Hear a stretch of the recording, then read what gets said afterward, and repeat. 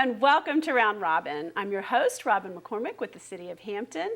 And yay for spring. It is time to get your bicycles out and ride around the city. And we have some very special events coming up for Bike Month. My guest is Alison Alexander. Welcome. Good morning. First, I should probably reintroduce you because you've been here before as a representative of the planning department. And now you're in a new position called placemaking. What is that, Alison? People, that's a hard one to understand. Yes. We're a place here. You don't need to make it, right? Right. So that's a pretty common question. Placemaking is really how can we make this a better city for people? And we think that making it a better city for bikes and pedestrians is one way to do that. So we are planning some events for National Bike Month, which is in May. So we're going to tell you a little bit about that today. You might remember the city adopted a bicycle and pedestrian plan in December. Okay. It is called Bike Walk Hampton. So we're working on implementing some of those things. And one of those is really just to have more events, have more awareness of biking in the community. So we are having an event on Saturday, May the 6th. It's called Words on Wheels. Words on Wheels, that's different. It's going to be a Scrabble type of event. You can bring your bike out to downtown. And downtown on Queensway, there's a green space there that we call the Igniter lot. That's where we're meeting. They're near all of the restaurants. Settlers Landing and Queen, kind of in between, right? Yes. Yeah. There were many of the restaurants are located downtown where the downtown block party is held. It's also the kickoff of block party that evening. Oh, fun. So the event will start about 3 o'clock. Bring your bike. You can ride then to different participating businesses, which we can put online at a later date, and ride to different participating businesses, pick up your different letters, and then at the end of the event, you come back and you build your Scrabble letter. Or Scrabble words. So the team with the highest point word will win a prize. Oh, and then, fun. Yeah, teams also that build words related to bicycling will win prizes. So a family could do this as a team, Yes. or a group of friends, or, anybody. Right. Is it like the bigger team, the bigger word you can build, or are there limits? I think we're going to go with Scrabble type rules here of a 7-letter word. And you could build a team of any size. We're going to give out prizes in 4-packs, though. So if you build a team of 10 people, that's fine, and we'll let you sort your prizes as you wish. Yeah, like trivia. You don't get as much when you divide it all up, but you have a whole lot of fun. Yeah. And you can work at your own speed. The event will be from 3 to 6, and then at 6, the downtown block party will begin. And if this is mostly downtown, you're not talking about riding very far, right? It's going to be businesses from downtown and Phoebus will be participating, and downtown and Phoebus are 2 miles apart. So you can kind of choose how many times you wish to ride back and forth. I'm assuming that most participants would ride from downtown to Phoebus and then make that trip one time. Yeah, but that, 2 miles, maybe the littlest kids can't do that, but that's family friendly. Yes. That is a distance. It might be a little rough getting up over the bridge, but that's the only hill on the route. One of the few hills in Hampton. Yeah, that sounds great. Okay.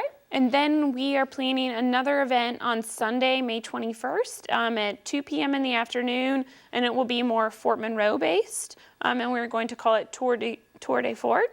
It's going to have some longer rides. They're going to be group rides. We're still working on planning those exact routes, but there will be varying lengths for people of, I would say, varying... That's good.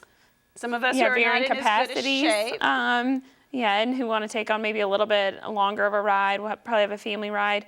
And we are hopefully working on also planning a history ride as well, so people that are more interested in the history aspect can take that in at Fort Monroe, since there's a lot to learn there. Well, Fort Monroe is great because it's a plus and a minus, I suppose, but there's a lot less traffic there. Yes. It's very rideable. Yeah, and I think one of the things people expressed when you did the survey was concerns about traffic and intersections and vehicles and safety, and so they don't face that nearly as much at Fort Monroe. There are already a lot of cyclists at Fort Monroe. We know that's somewhere people are very interested in. We had an event in September, and there was some disappointment expressed that there was not a route at Fort Monroe. So we're trying to incorporate a route through the fort this time. Okay. And then it is National Bike Month, so there are many other events going on throughout the region. So we'll try and publicize a regional calendar as well if people are interested in going for a ride in Norfolk or Virginia Beach, somewhere else. That's good.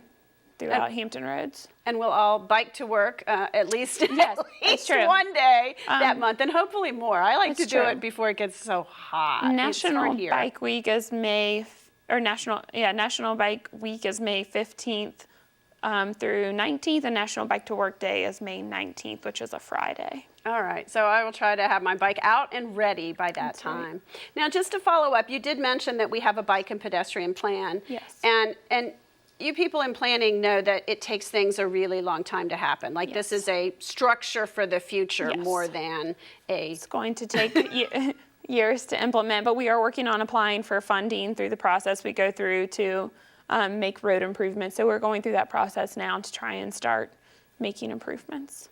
And is there a timetable or a process or goals that you guys came up with at the end of that? There is not an exact timeline for how long it will take to make all of the changes. Part of that just depends on how long it takes to get the funding. There are certain priorities we've set, and there are also other actions. We're working on establishing a bike and pedestrian committee who can help do things like provide education for the public. And Peninsula Bike Association, their president has been here at a prior round robin. They would like to do things as well with helping provide bike education. I think we should do that because clearly that is the least expensive thing that we can do, is to educate people. I know there were drivers that were concerned about bikers that ran lights and didn't follow the road rules, and bikers who were very concerned about cars not seeing them, particularly making right turns into them, in front of them, things like that. So I think we can all participate in awareness and education campaigns. And more information can be found at hampton.gov/bikewalk. Okay, then that's the main site for the plan, but also for events and related things, because we know people can look there to find out what's going on. Yes. And rules of the road can also be found there. But we need to do that in a more interactive way too, I think. Yes. We will work on that campaign. Okay, thank you so much, Allison. Thank you. And thank you for watching Round Robin. I hope you will begin to pull your bicycle out of the garage, at least that's where mine is.